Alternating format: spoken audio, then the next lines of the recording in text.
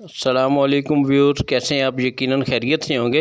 ये रंग बिरंगी मिठाइयाँ जो आए रोज़ हम खाते रहते हैं लजीज़ किस्म की, ये हमारे तक कैसे पहुँचती हैं इस वीडियो में देखिएगा। ये लजीज़ बूंदी कैसे तैयार होती है, वीडियो को एंड तक देखिएगा। एक एक स्टेप इसमें आपको बता रहे हैं कि ये कैसे बनती है।